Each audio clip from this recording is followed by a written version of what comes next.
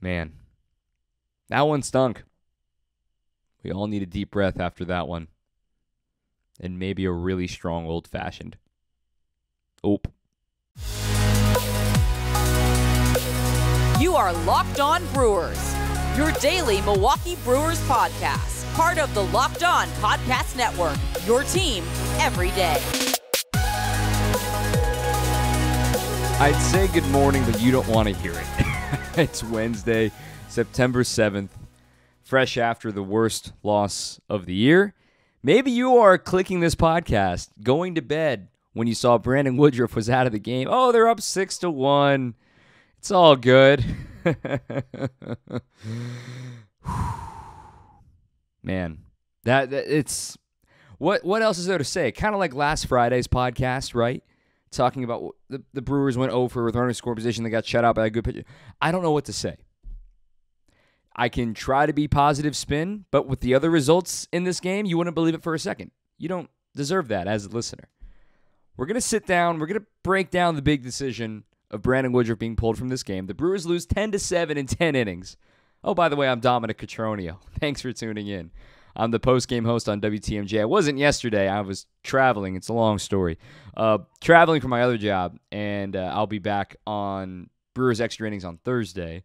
Also, the statistician for Valley Sports Wisconsin obviously was off yesterday too, but watched along from like the fourth inning on. I was able to watch on for this game. That's done. We don't even get a chance to really celebrate Christian Yelich hitting a 500-foot home run. And for those of you who say, oh, well, Don was 499 feet. I'm calling it 500, okay? I'm calling it 500. If they're going to call Keston Hiura's home run at Wrigley, like, what was it, 450-something, even though it didn't get out of the bleachers because of the wind, I'm calling that one 500. I don't care. Anyway, Brewers fall 10-7. To make matters worse, the Diamondbacks bullpen blew it against the Padres. Jorge Alfaro hit his fourth walk-off of the year. It's his 10th walk-off for the Padres. I'm recording as soon as that game went final. So the Brewers lose a game on them. And earlier in the day, Gene Segura, old friend, not an old friend anymore, hits a walk-off single for the Phillies to walk off the Marlins. And the Brewers lose on a walk-off in 10. Without question, the worst loss of this season, given the stakes, given the circumstances. And the reason I waited to tweet, I tweeted Ope when the walk-off happened, but then I waited to react to anybody. I waited to just digest my feelings. I wanted to hear from Craig Counsell. I wanted to hear from Brandon Woodruff. And we're going to play that Brandon Woodruff audio, courtesy Valley Sports Wisconsin here just a little bit. I thought it was fascinating, but I wanted to wait because the Diamondbacks were in the lead on the Padres. They had just got out of a massive jam in the eighth, getting out of a first and second one-out situation with Juan Soto and Manny Machado due up, and they got out of it in the eighth, but then they end up losing it in the bottom of the ninth, 6-5. And I was just waiting and thinking, like, man, if the Brewers can somehow not lose any ground on that last wildcard spot, despite how bad that loss was, you would think, okay, you know what? It doesn't matter if they lost 10-0, 10-7, 30-7. They didn't lose any ground, and like I said in yesterday's pod, it feels like losing a half game because you lose an opportunity to gain. I don't believe at this stage in the season of you being able to say, oh, it's okay, they didn't lose any ground. Well, that didn't happen. The Brewers lost ground. They're now 3 games back, essentially 3.5. So for them to win the division, they need to win 4 more games than the team that's third in that wild card spot. Or not to win the division, I beg your pardon, win the wild card.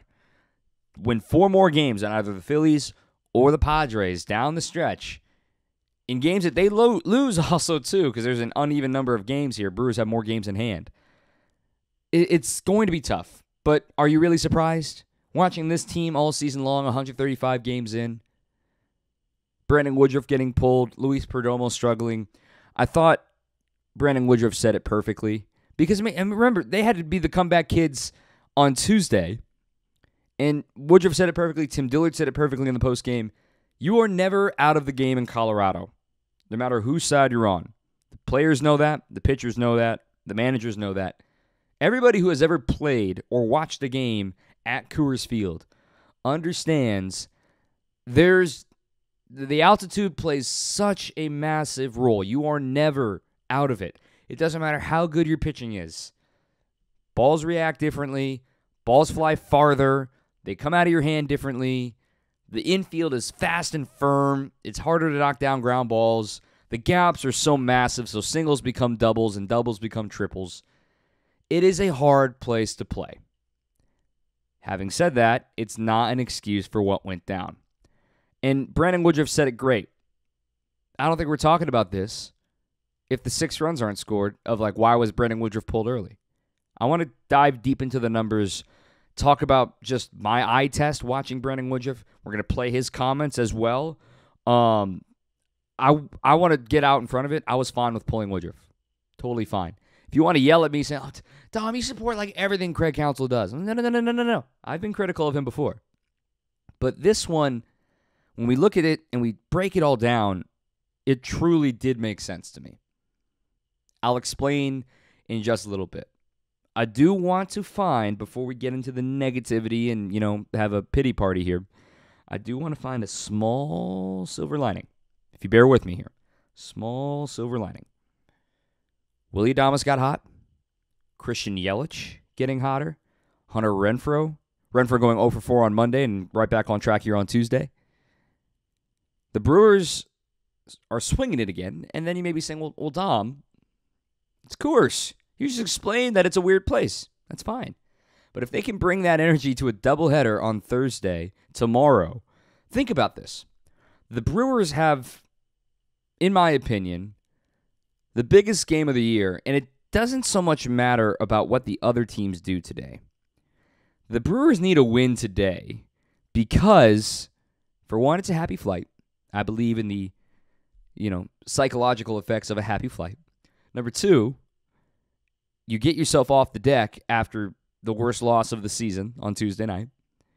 And number 3, the Giants are playing better baseball. They took a game from the Dodgers on Monday night. They held their own on Tuesday. They ended up losing 6-3.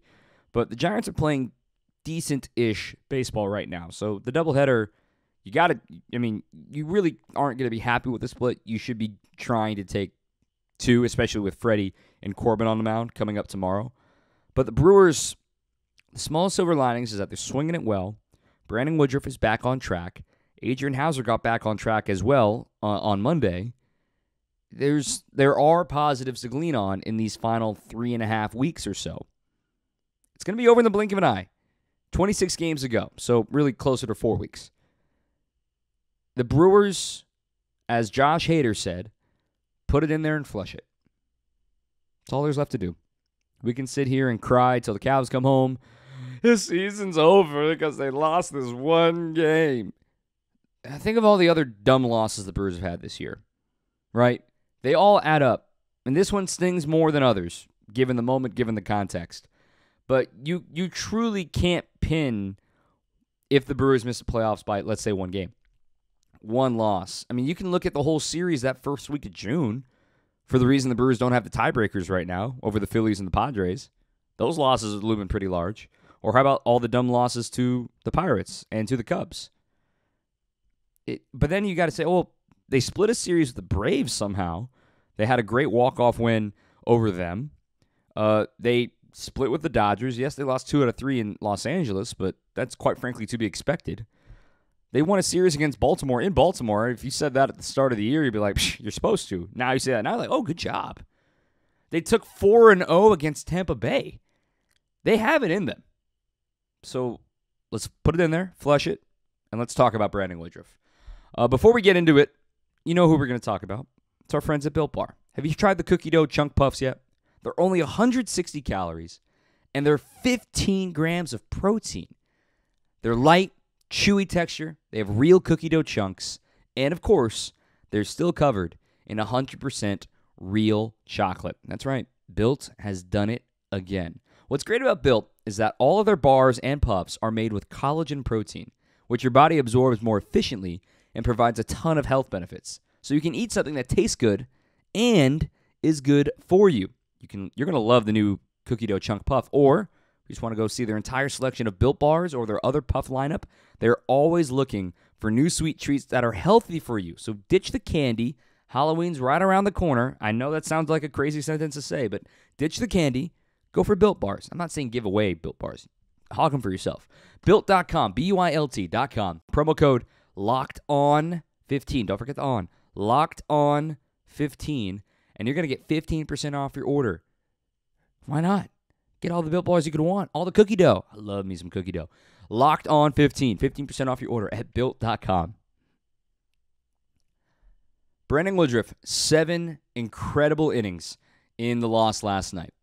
A lot of folks were confused. Why was he pulled? He was pulled with 91 pitches, 60 strikes. He only allowed 2 hits, 1 run. It was on a homer, and it was a Coors Field special. 2 walks, 5 strikeouts. He had just retired the side in the 7th inning on 5 pitches. Before we analyze it, I just want to play straight from Brandon Woodruff's mouth. When he was asked, did you think you had another inning in you? And there was going to be no way for me to paraphrase this. I just want to play it in its entirety. This is courtesy Valley Sports, Wisconsin. You know, I had a feeling that question was going to come about. And trust me, I don't feel good about it. But that last inning, you know, the ball wasn't coming out as good. I had a quick inning, right? But the ball wasn't coming out necessarily the way I'd like, and I was kind of getting close to the end there. You know, it's hard for me to answer because the hindsight's, you know, Yeah. if we don't give up 6 runs right there, then you're not asking that question. Right. So that's a tough one. I was thinking about it in the shower, actually. You know, I think obviously that answer is, or the question you asked is dictated on that one inning, and I really don't know how to answer it. I really want to start that over and go out there and do it, but honestly, it was the right time. We started clean inning with a reliever, and it just didn't go our way, and that's the sucky part. And you know, you just move on. It sucks. I don't know if that's the answer you're looking for, but that's a tough one. First of all, incredibly classy team guy answer right there for 2 reasons. Number one, always saying we. You know, if we don't give up 6 runs right there. Not saying Luis, not saying Peter, not saying Taylor. Just saying we.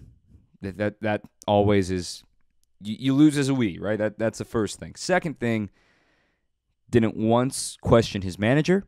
You could tell he was uncomfortable, treading carefully. Maybe deep down he's thinking, yeah, I'm a Bulldog, I can handle this, I can go back out there. But I think the reason why he struggled so much with that answer is he knew the truth was the people were going to want to say, oh, he should have gone back out there. You just heard it from the man. The ball wasn't coming out the same way. And when I look at those swings in the 7th inning, and even the last few innings, so much ambush, so much early swing, so many aggressive hacks by the Rockies. It wasn't because they were seeing the ball well necessarily. It was because they had nothing to lose at that point in the game. And that's why, in the blink of an eye, Luis Perdomo gives up, 4 hits on whatever it was, 8 pitches. And because they were just swinging. They had nothing to lose. And the Coors Field special happens with a 3-run homer to make it a 1-run game. And with 2 outs, Strzelecki gives up the home run to McMahon, and all hell broke loose. When I hear Brandon Woodruff there, I feel his pain because the dude's been in these races. He understands how every single game matters. I love his perspective of just saying we just got to move on. You just got to shake it off and move on. But I want to remind everyone, I agree with Craig Counsell's call. I agree with Brandon Woodruff's assessment that the ball wasn't coming out the same. I just want a simple number here. And if this is a greater quote about, pitchers and baseball ain't the same as it was, if you watch the Nolan Ryan documentary, you'll feel the same way. But look yourself in the mirror if you're going to be one of those people that's get off my lawn, baseball's not the same, these guys used to go 9 innings every time no matter what. Look, the game hasn't been like that for years. Pitchers didn't throw like this in the 70s and the 80s. And hitters didn't hit like this in the 70s and the 80s. Working counts, staying patient. If you saw 90 pitches in 6-7 innings, that's probably because you have a million walks back in those days. Guys were swinging first 3 pitches all the time. It's a different era.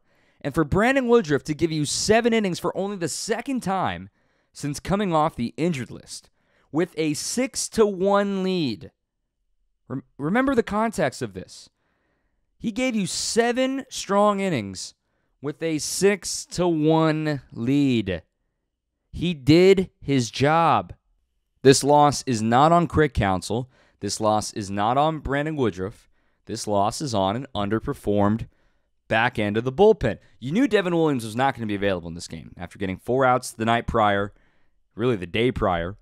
And with the way he reacted to saying my changeup was not moving the same it was, I didn't know how to adjust to it.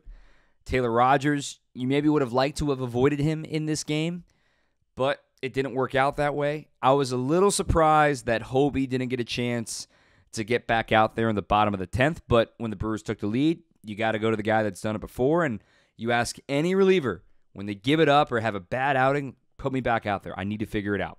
And then if it goes sour again, reassess. But we all know this is the Coors Field effect of what it's doing to Taylor Rogers, a spinny, breaking ball, slider-heavy guy. And the other fact is, the Brewers, in the 10th inning, the Brewers, after scoring the run from Willie's double, they had the same situation. Man on second and nobody out, they couldn't score them. You need the add-on runs. Now, obviously, McMahon hits a 3-run homer, but the whole inning changes. The whole complexion of the inning changes in the bottom half if you score at least 2 runs. The advantage is all on the visiting team if you can score multiple runs in the top of the 10th inning. And how few times have we seen the Brewers do that this season? That's where the game was lost, in my opinion. A poor performance by the bullpen at a bad time, and also only getting 1 run in the top of the 10th at Coors Field. I'm not mad at Woodruff, but let me give you the number that I was talking about a minute ago. 3rd time through. Okay, 3rd time through the lineup. This is what everyone's trying to avoid. It's why openers were invented. It's why we're trying to figure out what to do with starting pitchers who are just as effective the 2nd and 3rd time through, but for some reason, maybe by the time the 3rd or 4th batter comes up that 3rd time through, everything suddenly stops working. So Brandon Woodruff last year was really good the 3rd time through. Opponents only hit 209 against him last season. He only allowed 4 walks the 3rd time through all of last season. Didn't miss any time, mind you, last season. This season, Brandon Woodruff opponents are hitting over 300 the 3rd time through against him. And he has 10 walks the 3rd time through, not yet through the season. And remember, he missed a month and a half. So fewer innings than last year. He has struggled the 3rd time through this year for whatever reason it may be.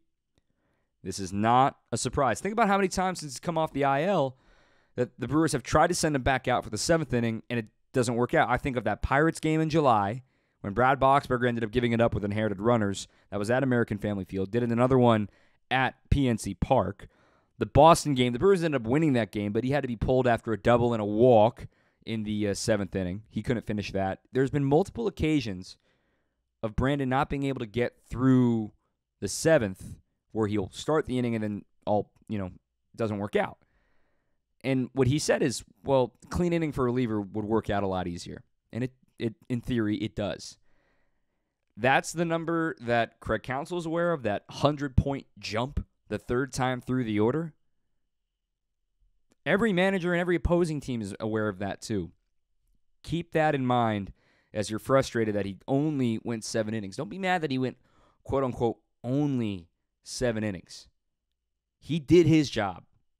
His teammates let him down. That's the nature of the game. There's a winner and there's a loser. And the Brewers were the losers yesterday.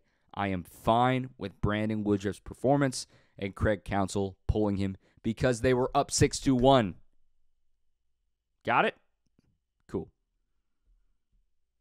To assess the carnage after yesterday here, Again, the Phillies win on a walk-off. The Padres win on a walk-off. Oh, and just for good measure, the Cardinals beat the Nationals, but you already knew that.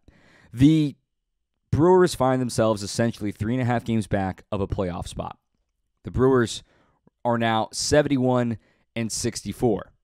So they're only 7 games above 500. Somebody tweeted to me yesterday, are they going to finish below 500? I hope not. But no, I do not think they will finish below 500.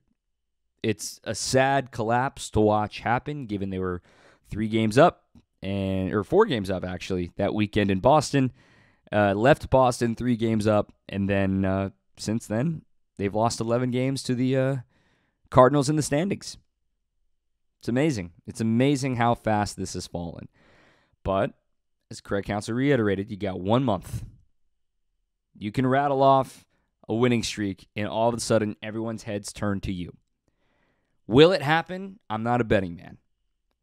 Do I think it'll happen? Do I wish it'll happen? Do I want it to happen? It's not my call to say. It's the guys in the clubhouse. It'd be nice. Make my job a little bit easier to talk about wins and not have to find silver linings all the time. But I just want to be real with everyone listening. This team needs to figure it out now. Otherwise, the streak is over. There will be questions all offseason. And not to be a Debbie Downer here, but next week's going to be a rough week in Brewers land because Mark Ananasio is going to be officially appointed a minority owner in Norwich City Football Club in England, in the UK. And I'm sure, it's going to be official here soon.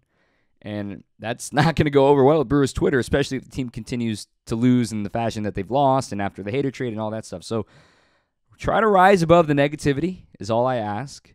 That's why my tagline is keep on swinging. Just keep on swinging. That's what the Brewers' plan is. Keep on swinging. Yelich hit a bomb that still hasn't come down. Adames had 3 hits, including 2 doubles. Renfroe hit a bomb that still hasn't come down. The bad news is we do have to find out what's going wrong with Colton Wong's knee. He's considered day-to-day at this point. His left knee, some discomfort, as the Brewers said. Hira had a double in this game. Narvaez had an RBI double in this game. Garrett Mitchell had a stolen base and a base hit in this game.